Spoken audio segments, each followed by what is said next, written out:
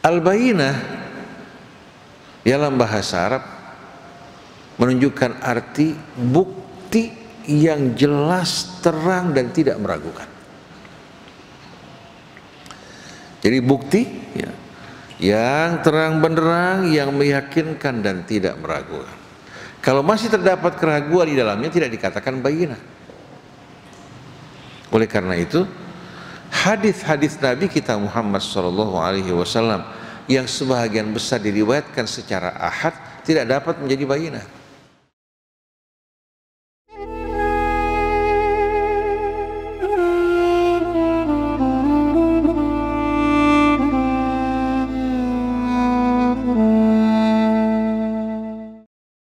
A'udzu billahi minasyaitonir rajim. Bismillahirrahmanirrahim. Alhamdulillahi rabbil alamin. Lakal hamdu wa lakas syukru ya rabbana kama yanbaghi li jalali wajhikal karim wa li 'azimi sultanik.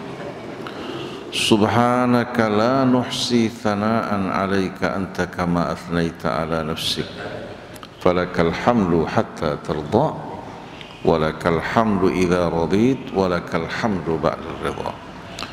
Allahumma salli ala Muhammadin wa ali Muhammad.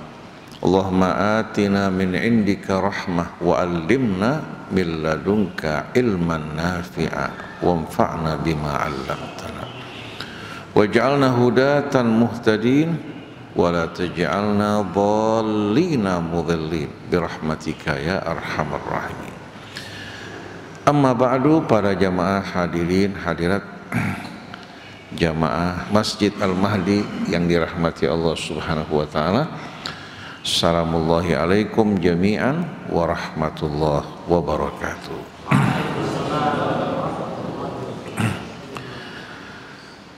Alhamdulillah, pada pagi hari ini kita dapat berkumpul bersama-sama. Tengah-tengah kita ada Ustaz Hamzah bin Attas Al-Attas. Begitu juga para jamaah yang bergegas-gegas di pagi hari, walaupun banyak kesibukan, apalagi orang-orang tua yang memiliki anak-anak kecil. Ada juga yang datang dari tempat yang jauh. Mudah-mudahan Allah Subhanahu wa taala melipat gandakan kebaikan dari Bapak Ibu sekalian. Begitu pula melimpahkan berkah atas keluarga. Semuanya Allah jadikan sebagai keluarga yang saleh. Anak-anak kita menjadi dzurriyyah salihah thayyibah mubarakah. Allah jadikan langkah-langkah kita sebagai penghapus dosa-dosa kita yang lampau. Allah buka pintu rezeki kita yang seluas-luasnya dari yang halal, yang thayyib, dan Allah cukupkan kita, jauhkan kita dari apa-apa yang diharamkan Allah Subhanahu wa taala, agar yang masuk ke tubuh kita, keluarga kita merupakan makanan-makanan yang halal dan thayyib, hingga dapat melahirkan juga amalan-amalan saleh yang akan insya Allah membuka pintu rahmat Allah bagi kita semua. Amin ya rabbal alamin. Assalamualaikum jami'an wa rahmatullahi wa barakatuh. Mari kita ulangi. Para jamaah sekalian, sebelum kita memulai renungan kita di bawah naungan Al-Quran, pada pagi hari ini insya Allah kita akan membaca surah Al-Bayyinah, suratul Bayyinah. Nah, kita akan baca bersama-sama ya. Surah ini dimulai dengan membaca Al-Fatihah. Mudah-mudahan Allah buka hati kita untuk dapat meresapi ayat-ayatnya dan membantu kita untuk dapat memahaminya dengan sebaik-baiknya. A'udzu billahi minasy syaithanir rajim. Bismillahirrahmanirrahim. Alhamdulillahi rabbil alamin. Ar-Rahmanir Rahim. Maliki yaumiddin. Iyyaka na'budu wa iyyaka nasta'in.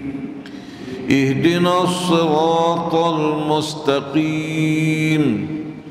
Siratal ladzina an'amta 'alaihim غير المغضوب عليهم ولا الضالين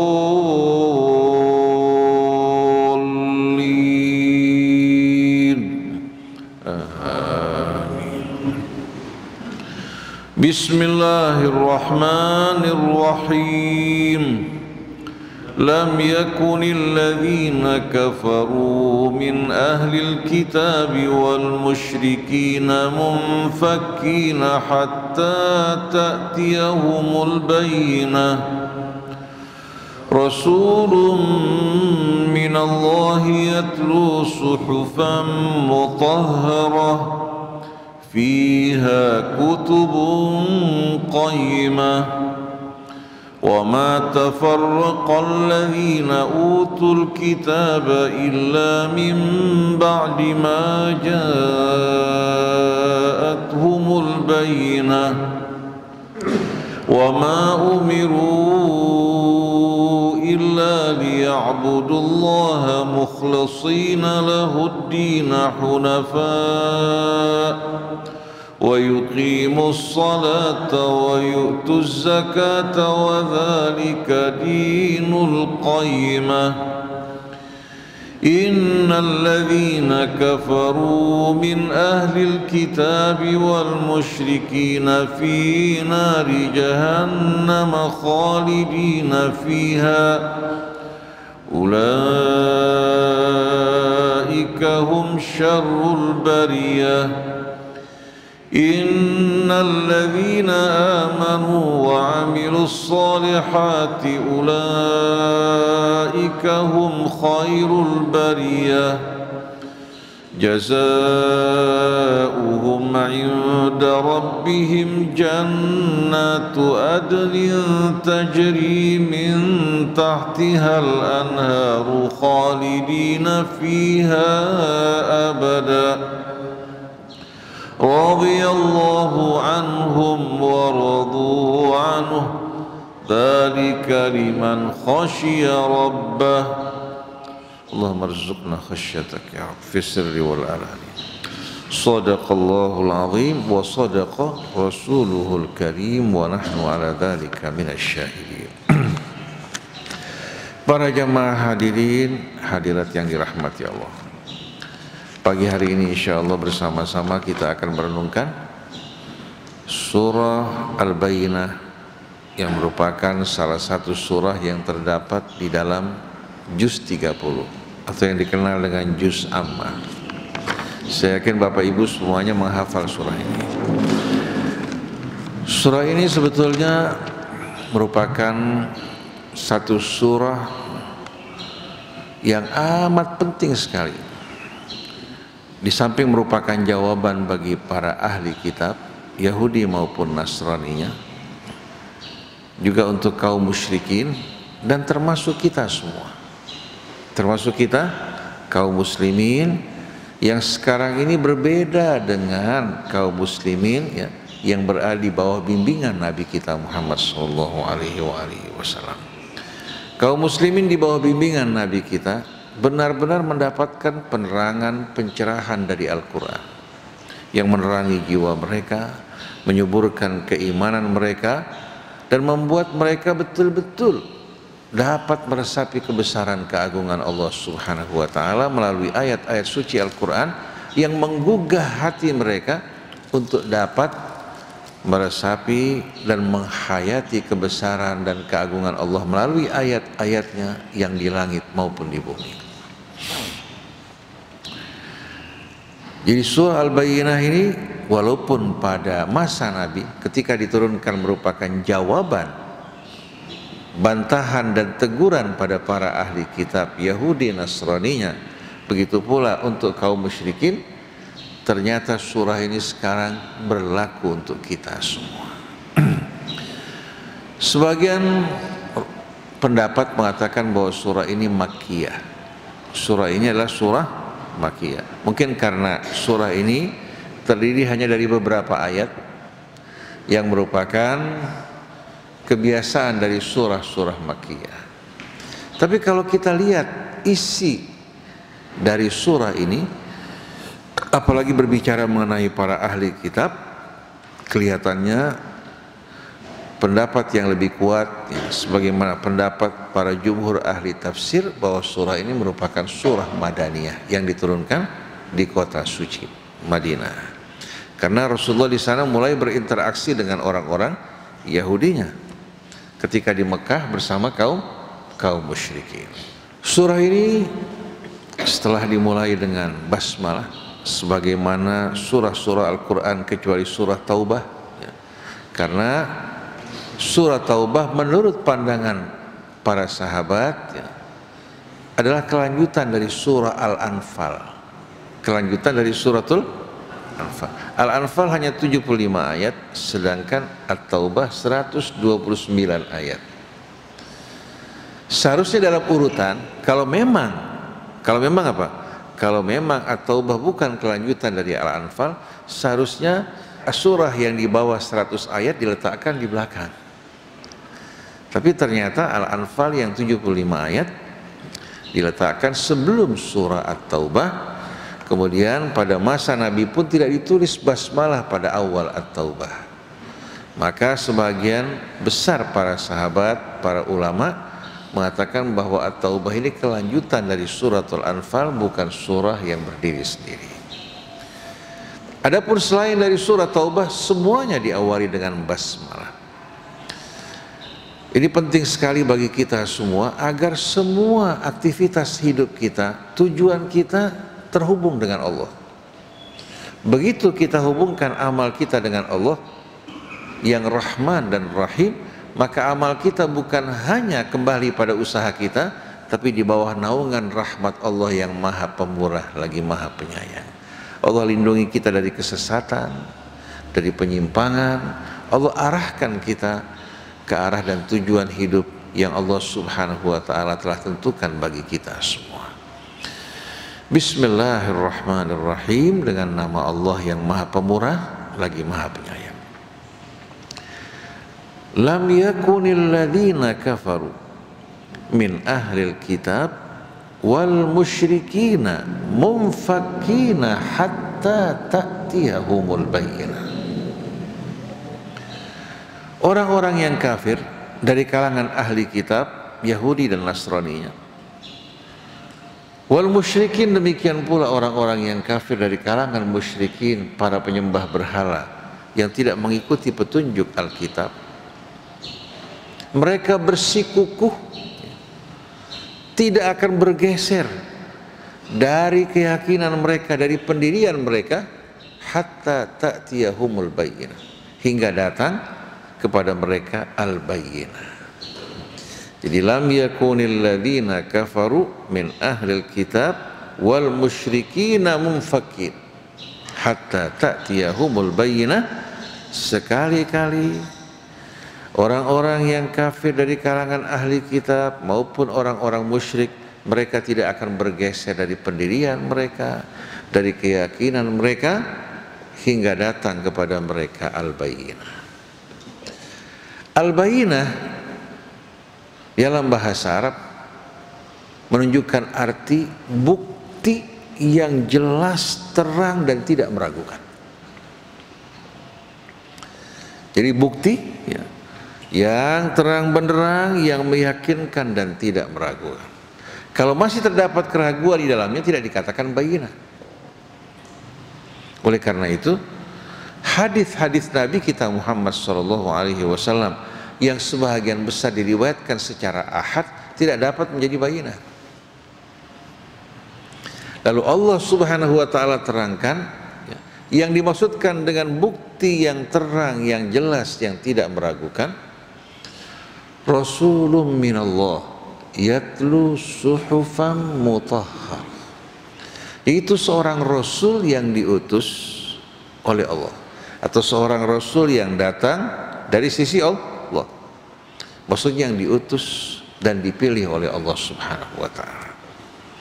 Yatlu suhufan mutahharah, yang membacakan di tengah-tengah apa? Manusia lembaran-lembaran kitab yang disucikan oleh Allah Subhanahu wa ta'ala, yang Allah jamin kesuciannya, yang Allah pelihara kesuciannya, dan tidak terdapat keraguan di dalamnya, hanya Al-Quran.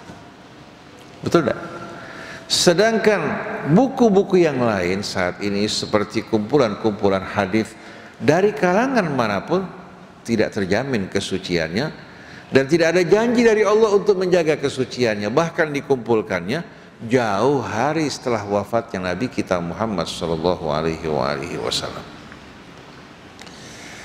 Jadi orang-orang Yahudi, Nasrani, ya, begitu pula orang-orang musyrik yang ingkar dan kafir dari mereka, mereka tidak akan bergeser, tetap bersikukuh pada pendirian dan keyakinan mereka sampai datang kepada mereka bukti yang terang, yang jelas, yang tidak meragukan.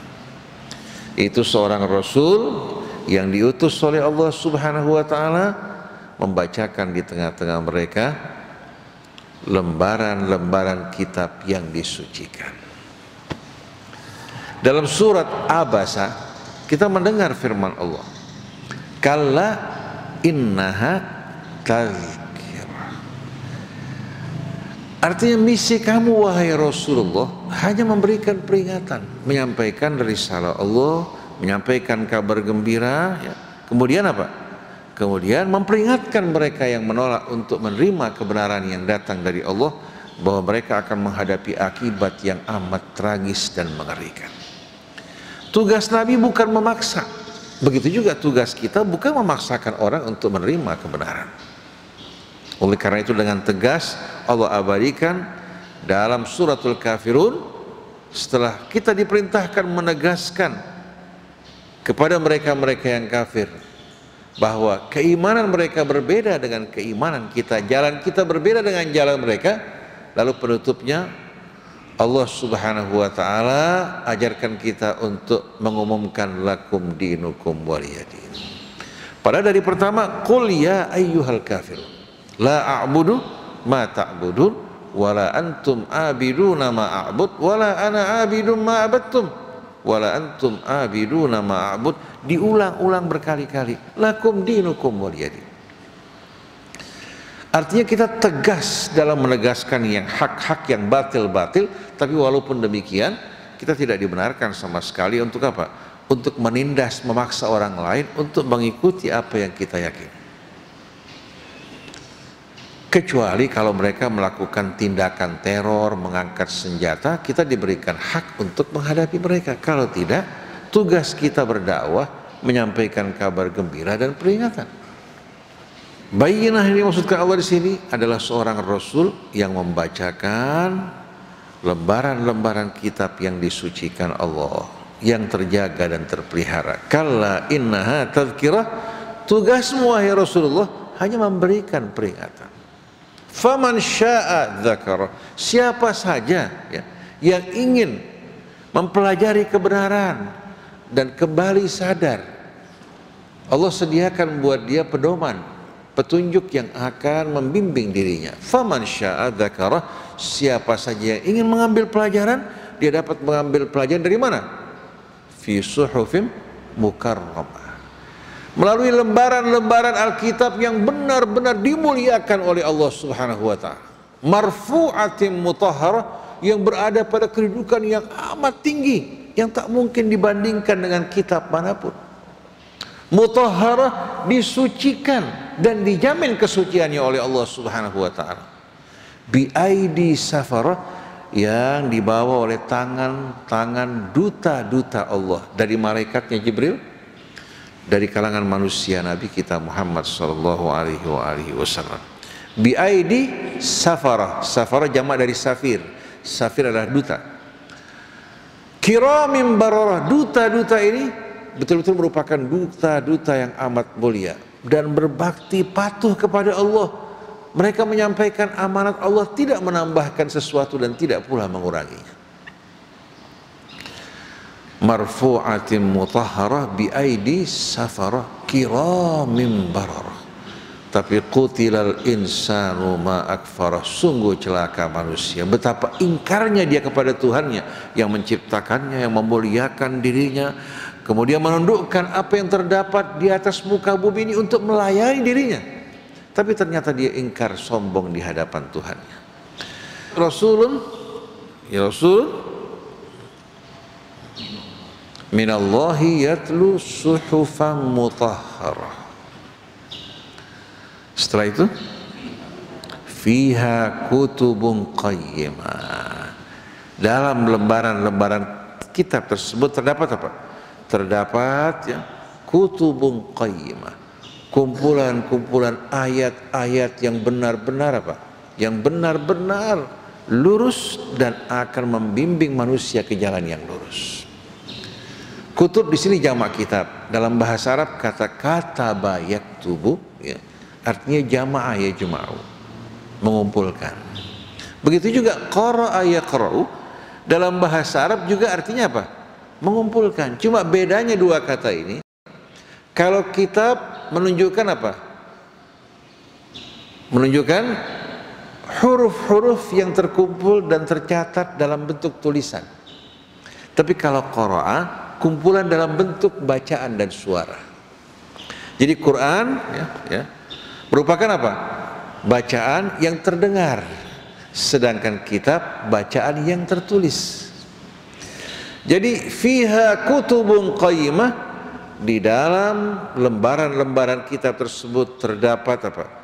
Terdapat kumpulan-kumpulan ayat yang memberikan bimbingan petunjuk ke jalan yang lurus. Dia pada zatnya suci, terpelihara dan mulia, berada pada kedudukan tinggi yang tidak mungkin dapat dibandingkan dengan apapun, dan dia berperan dalam meluruskan dan membimbing manusia menuju kehidupan yang lebih mulia. Inna hadzal Qur'an yahdi lillati hiya aqwam. Sesungguhnya kitab suci Al-Quran ini membimbing kita semuanya menuju ke jalan yang lebih lurus. Jadi saat kita mengalami kebingungan, pertentangan, untuk menentukan mana jalan yang benar, jangan ragu-ragu. Kembali kepada Al-Quran. Dengan ayat-ayat yang begitu terang, kita memilih jalan di bawah naungan petunjuk Allah Subhanahu wa ta'ala. Walaupun hawa nafsu kita bertentangan, walaupun bertentangan dengan tradisi budaya di sekitar kita, yakinlah yang datang dari Allah pencipta kita tidak terdapat keraguan di dalamnya sedikit pun. Maka dalam surah Syura Allah berfirman, wa makhtalaftum fihi min syai'in fa hukmuhu ilallah. Apa saja yang kalian perselisihkan dalam kehidupan kalian ini, kembalikan hukumnya kepada Allah. Kalau kita mengaku sebagai orang-orang yang beriman, bukan dikembalikan kepada fulan dan fulan, tapi kembalikan kepada Allah. Oleh karena itu seorang ustadz, seorang alim, seorang rabbani, di saat dia memberikan keterangan harus didampingi dengan apa? Ayat-ayat Allah Subhanahu wa ta'ala. Kalau dia menyampaikan fatwa tanpa dukungan dalil, berarti dia menyampaikan dari dirinya sendiri. Tapi kalau umat dibiasakan mendengar ayat-ayat Allah dibacakan, niscaya hadirin sekalian mereka akan terbiasa akrab dengan hukum Allah, hingga tidak dapat dibuli dan dipermainkan. Kalau sekarang yang terjadi, ini pendapat A, ini pendapat B, ini pendapat C. Kalau dalam urusan ritual kita masih bisa terima, tapi kalau menyangkut hadirin sekalian hal-hal yang penting dan prinsip, masa Allah tidak jelaskan dalam Al-Quran? Kalau dalam hal-hal ijtihad yang tidak diterangkan secara tegas dalam Al-Quran, itu dapat diterima. Tapi kalau hal-hal yang prinsip dalam hidup ini, pasti Allah telah memberikan petunjuk, baik secara terperinci dalam Al-Quran atau secara global. Kemudian datang Rasulullah SAW merincikan dan menerangkan seperti orang yang diperintahkan sholat. Nabi memberikan contoh bagaimana kita sholat, tidak bertele-tele, tidak berbelit-belit, tidak menjerumuskan kita ke dalam keributan. Nah, keributan perselisihan yang terjadi pada saat ini bukan karena Rasul tidak jelas, tapi karena hati kita yang mencong, suka mencari-cari perbedaan. Rasulun minallahi yatlu suhufan mutahharah fiha kutubun qayyimah. Di dalamnya terdapat kumpulan ayat-ayat yang berisikan petunjuk yang benar-benar lurus dan meluruskan kehidupan kita semuanya. Lalu setelah itu Allah menerangkan pada kita hakikat yang amat penting yang selalu berulang-ulang pada setiap masa dan setiap generasi manusia. Wa ma tafarraqal ladzina utul kitab illa mim ba'di ma ja'athumul bayyinah. Dan tidak terjadi perpecahan, pertentangan di antara para ahli kitab kecuali setelah apa? Datang kepada mereka al-bayyinah yang mereka minta. Setelah datang al-bayyinah yang mereka minta, Rasul yang membacakan ayat-ayat Allah, bukan mereka menyambut, bukan mereka beriman sebagaimana janji mereka, justru mereka berpecah belah, bercerai-berai, menolak kebenaran yang mereka ketahui, menolak bayyinah yang mereka minta. Kenapa ibu-ibu sekalian? Kenapa mereka menolak kebenaran dan bukti yang mereka minta? Karena tidak sejalan dengan hawa nafsu mereka. Oleh karena itu Allah berfirman dalam surah Al-An'am, fa innahum la yukadzibunaka walakinna adh-dhalimina biayatillahi yajhadun.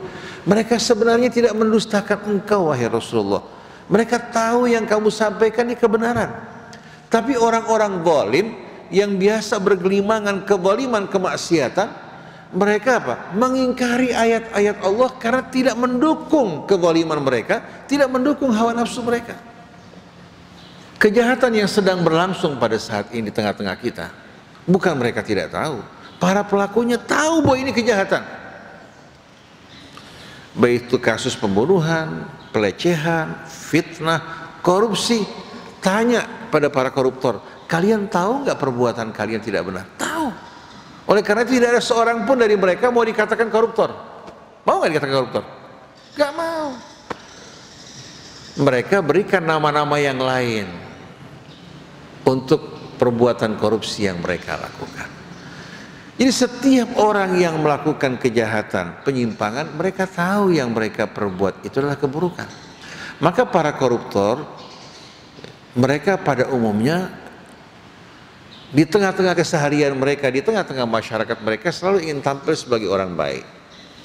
Datang di pengajian menggunakan baju koko, kopiah putih, kalau perlu menggunakan sorban, kemudian membagi-bagikan hadiah untuk para ustadz, untuk masjid-masjid, sekolah-sekolah, mendapatkan doa dari para ustadz. Mereka berharap derita batin mereka bisa apa? Bisa dihilangkan melalui sedikit kebaikan yang mereka lakukan. Sampai-sampai kita lihat bahkan ustadz pun cium tangan koruptor. Rupanya bau uang ini beda. Bau uang kalau kebenaran agak berat mereka terima, tapi kalau uang kan siapa yang nggak mau terima? Semua kalangan akan menyambut apa? Uang. Tapi kalau kebenaran, hanya orang yang cinta pada kebenaran, keadilan yang akan menyambutnya.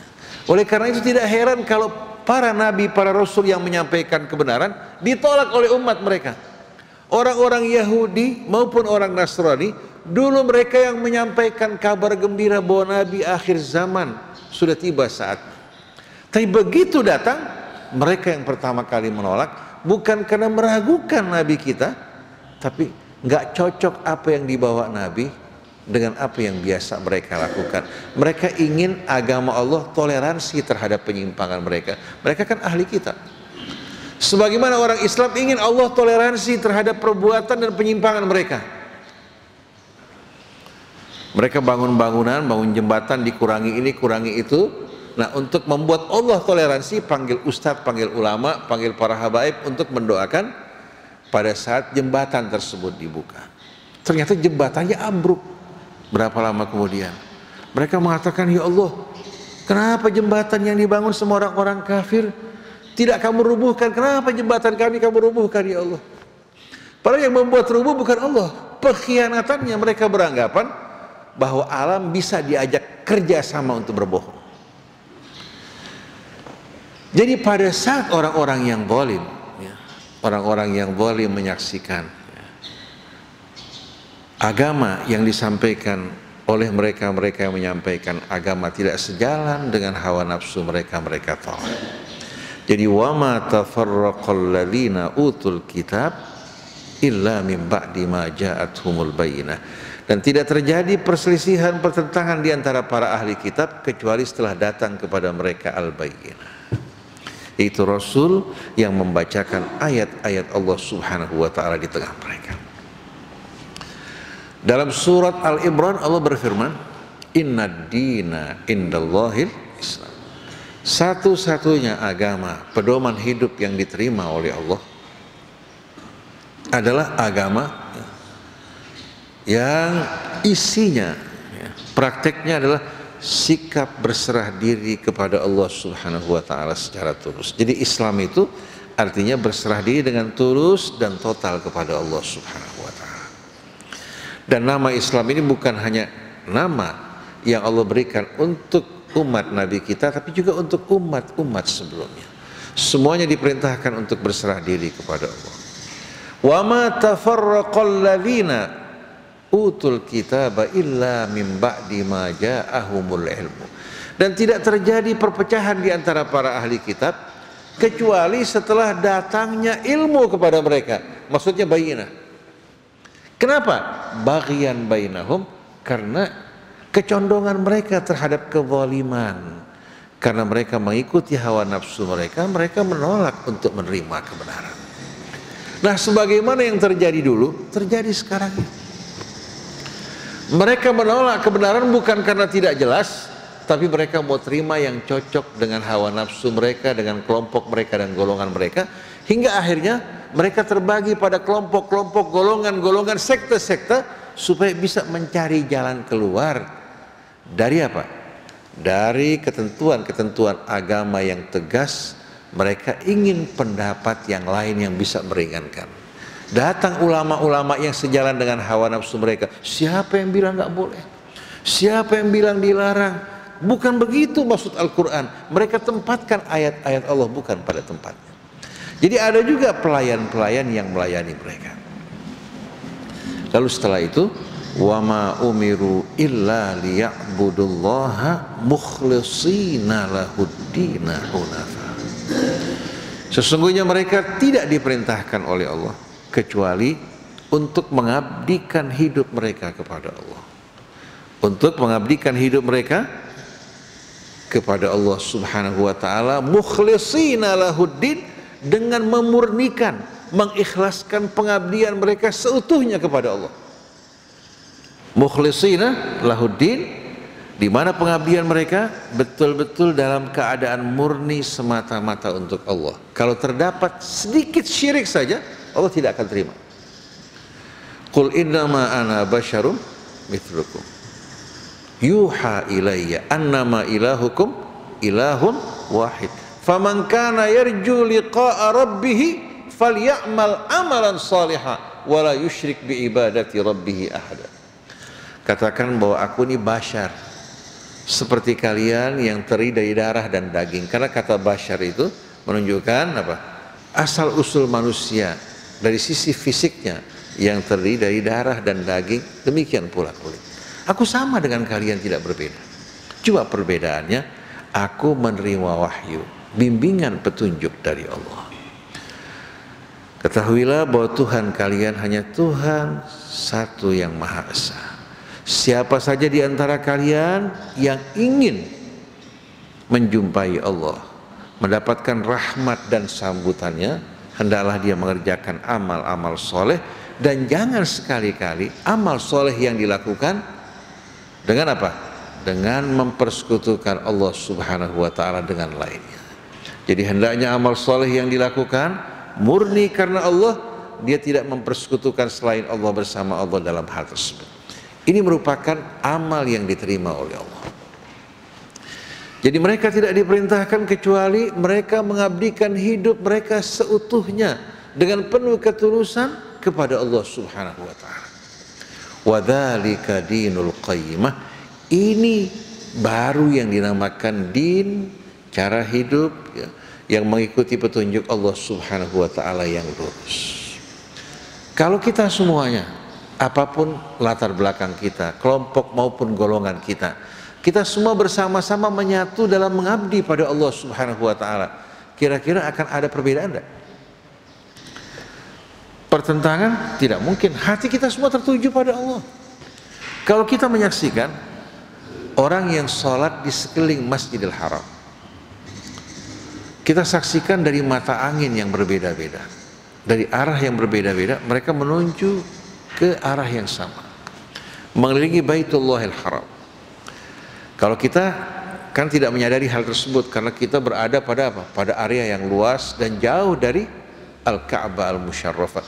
Tapi yang di sekeliling Masjidil Haram, kita saksikan bagaimana semua mereka dari arah yang berbeda, semua menuju Allah Subhanahu wa Ta'ala. Dan pada saat itu perbedaan-perbedaan yang sepele tidak lagi berpengaruh terhadap mereka. Itu yang Allah inginkan. Walaupun latar belakang warna kulit, ya, demikian pula pendidikan berbeda-beda. Kalau kita hadapkan wajah kita ke arah yang sama, niscaya kita akan bersatu. Tapi sayang, hawa nafsu dan syaitan membuat manusia terpecah belah. Wadzalika dinul qayyimah. Oleh karena itu ketika Ibrahim alaihissalatu wassalam berhadapan dengan kaumnya yang dikenal sebagai apa? Orang-orang yang menyembah Venus. Venus dikenal juga sebagai bintang timur karena dia bukan bintang tapi planet, ya, yang bercahaya seolah-olah merupakan sebuah bintang. Kita dikenal dengan bintang timur atau bintang kejora. Kalau dalam bahasa Arab dikenal dengan nama Thuraya. Ketika Nabi Ibrahim berhadapan dengan kaumnya yang menyembah Venus, ya, Nabi Ibrahim dengan pandai dan cerdik atas bimbingan Allah mengajak mereka berdialog dengan apa? Dengan mengikuti logika mereka. Setelah itu membalikkan, hadirin sekalian, apa? Membalikkan logika mereka secara terbalik hingga membuat mereka berdiam. Di malam hari Nabi Ibrahim melihat apa? Melihat bintang timur atau Venus. Lalu dia berkata kepada mereka yang sedang menyembah Venus, ini Tuhanku. Ini Tuhan, bukan berarti Ibrahim tidak mengetahui dan mengenal Allah, sedang mencari Allah, sama sekali tidak. Tapi dia ingin, ya, membuat apa? Mereka tersadar akan kesalahan mereka dengan pertama dengan mengikuti logika mereka, setelah itu menunjukkan bagaimana kelemahan dalil yang mereka miliki. Dia menyaksikan Venus, dia mengatakan ini Tuhanku. Tapi tidak lama kemudian Venus tenggelam. Dia mengatakan la uhibbul afilin, saya tidak menyukai yang tenggelam. Saya ingin Tuhan yang selalu bersama saya, melindungi saya. Kapan saya butuh, saya tinggal memanggil namanya, bukan Tuhan yang terbit dan tenggelam. Nah, pada saat tenggelam, siapa yang akan menjaga saya?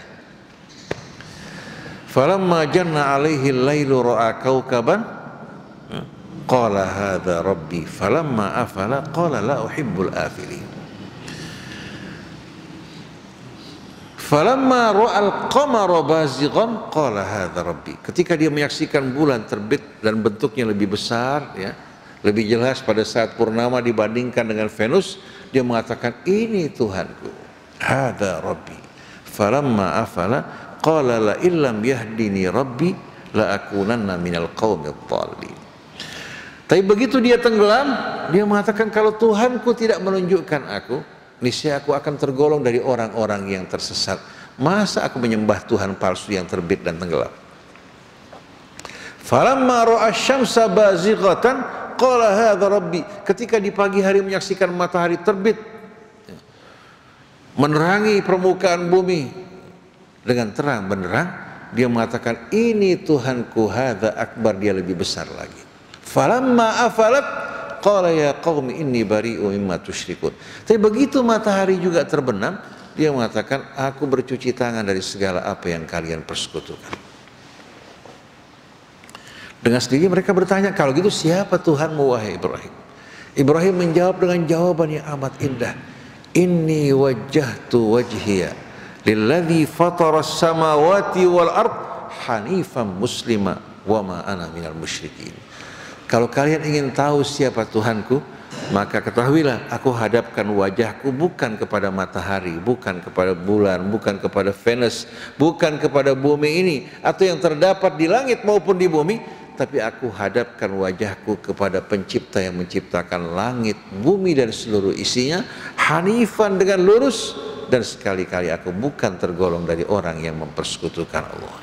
Pertama diikuti logika mereka, Setelah itu hadirin sekalian, dia buktikan bahwa apa yang mereka sembah ternyata tidak berdasarkan logika yang kuat. Ini hadirin sekalian yang Allah ajarkan pada kita agar tidak mengikuti sesuatu, menerima sesuatu dengan ikut-ikutan dan secara tidak benar. Nah, setelah itu Allah terangkan ketegasan dari Allah, bukan lagi fatwa ulama yang tidak memiliki dasar, yang berusaha menyenangkan orang lain. Innalladzina kafaru min ahlil kitab wal musyrikina fi nari jahannam khalidina fiha ulaika hum syarrul bariyah.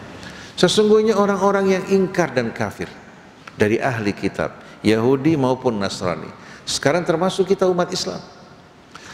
Begitu juga orang-orang yang kafir dari kalangan kaum musyrikin, Allah tetapkan mereka dalam api neraka jahanam, kekal di dalamnya, dan mereka seburuk-buruknya makhluk.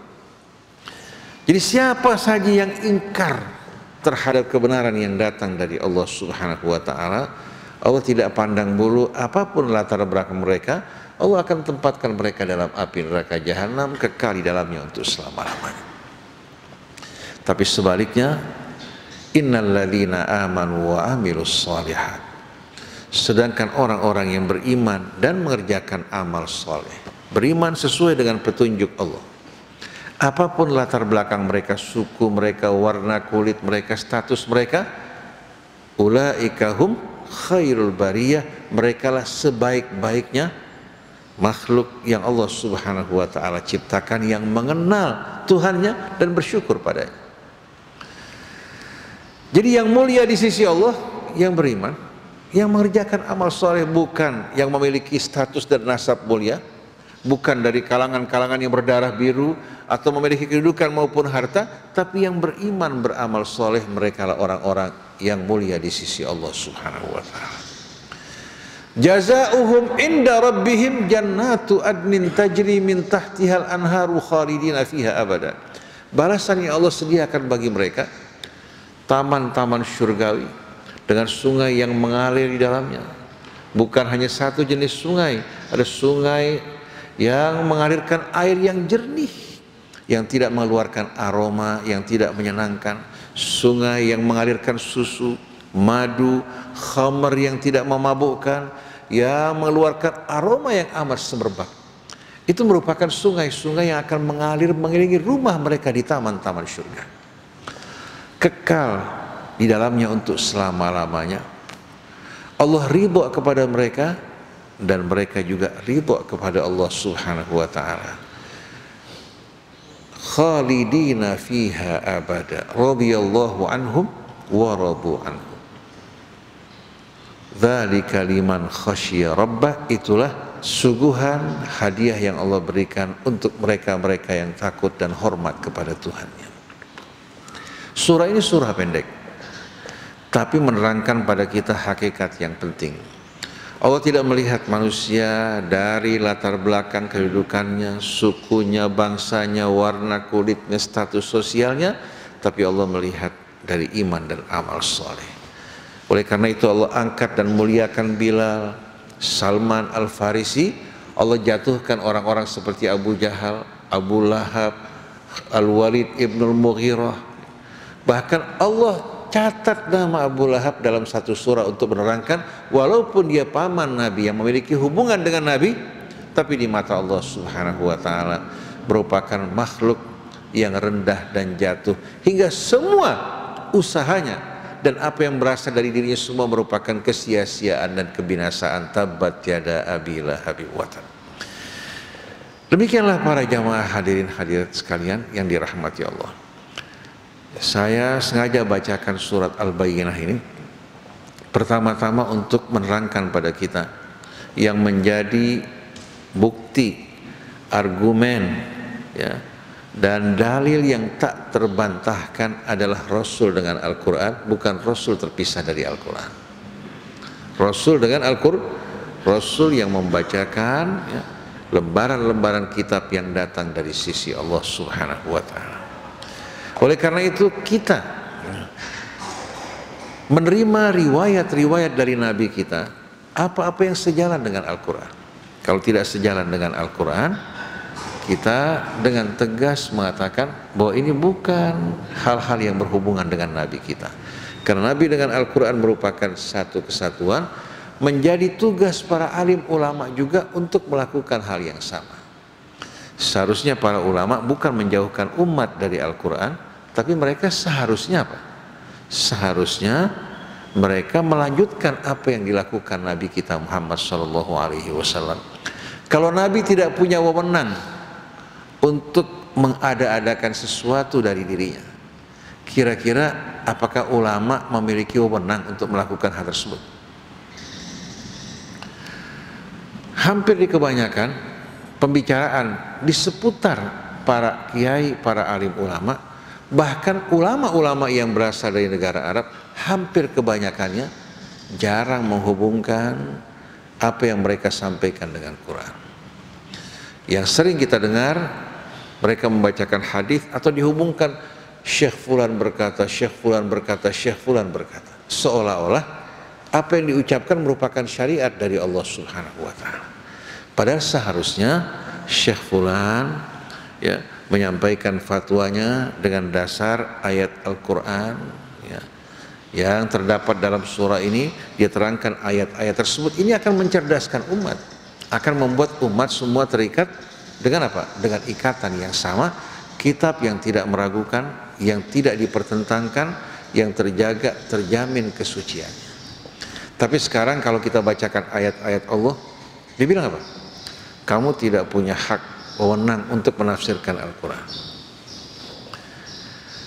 Alasannya kita tidak punya alatnya untuk memahami Al-Quran. Ini sampai kepada tokoh ulama yang berilmu. Di kalangan Syiah, kalau tadi di kalangan Ahlus Sunnah, di kalangan Syiah apa? Ketika mereka membawakan riwayat atau pendapat, kita bantah dengan Al-Quran. Kita katakan bahwa riwayat ini bertentangan dengan Al-Quran. Mereka mengatakan yang berhak menafsirkan Al-Quran hanya imam-imam yang maksum. Ini tidak semua Syiah, sebahagian. Jadi kita nggak punya hak untuk menafsirkan Al-Quran. Sampai datang Imam Al-Mahdi, baru kelak dia yang menafsirkan Al-Quran. Berarti Al-Quran masa berlakunya hanya pada masa Nabi kita Muhammad SAW. Setelah Nabi wafat dan imam-imam yang mereka yakini juga apa? Telah kembali ke sisi Allah, Al-Quran tidak boleh lagi sama sekali kita tafsirkan, paling hanya kita baca. Bagaimana syaitan berhasil untuk menggiring sebahagian manusia jauh dari kitab Allah, hingga tidak heran walaupun namanya orang-orang Islam, tapi ternyata hati mereka bertentangan satu dengan lainnya. Di depan mengatakan sesama saudara, di belakang saling mengkafirkan dan saling menjelekkan. Apakah ini umat Nabi kita Muhammad SAW? Subhanakallahumma wa bihamdik, asyhadu an la ilaha illa anta astaghfiruka wa atubu ilaik. Assalamualaikum jami'an warahmatullahi wabarakatuh.